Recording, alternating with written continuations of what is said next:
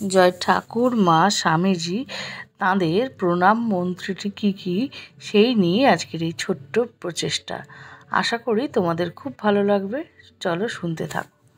যারা ঠাকুরের সন্তান অর্থাৎ মঠ থেকে যারা দীক্ষিত তারা তো সকলেই জানেন।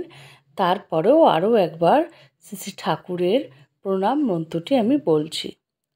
মন্ত্রটি হলো ওং স্থাপকায় চ ধর্মস্য সর্বধর্মস্বরূপিণে অবতার বরিষ্ঠায় শ্রীরামকৃষ্ণায়াতে নমঃ।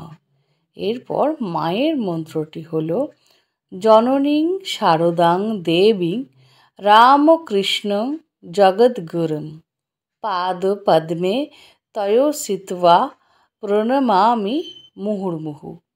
এই মন্ত্রগুলি যখন আমরা জপ ধ্যান করব এবং পরবর্তীতে প্রণামের সময় ঠাকুরের পায়ে শ্রী মার পায়ে পুষ্পাঞ্জলি দেব, তখন এই মন্ত্র আমরা বলে নেব।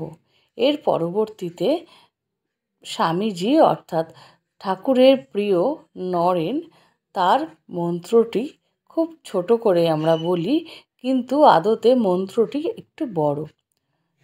এরপরে আসছে আমাদের সকলেরই প্রিয় তথা ঠাকুরের প্রিয় নরেন অর্থাৎ স্বামীজির প্রণাম মন্ত্র।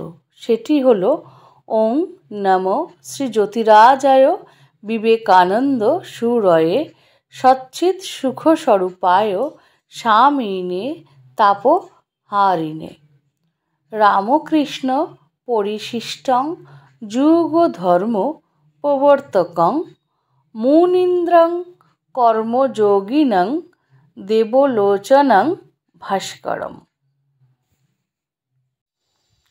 পরিত্রাণায় ভারতস্য দীনহীন সেবায় চ শিবরূপম অবতীর্ণং বিবেকানন্দং প্রণমামি। এই হলো আমাদের যুগ্ম ত্রয়ীদ্বয়ের মন্ত্র। আশা করি এই ছোট্ট ভিডিওটি তোমাদের ভালো লেগেছে। আমার সর্বশেষে বিনীত নিবেদন শ্রী শ্রী ঠাকুর মা স্বামীজি ও গুরু মহারাজ এবং অন্যান্য মহারাজদের শ্রীচরণে শত কোটি প্রণাম জানিয়ে আজকের এই ছোট্ট ভিডিওটি শেষ করলাম। ঠাকুর মা স্বামীজি সকলের মঙ্গল করুক। জয় ঠাকুর।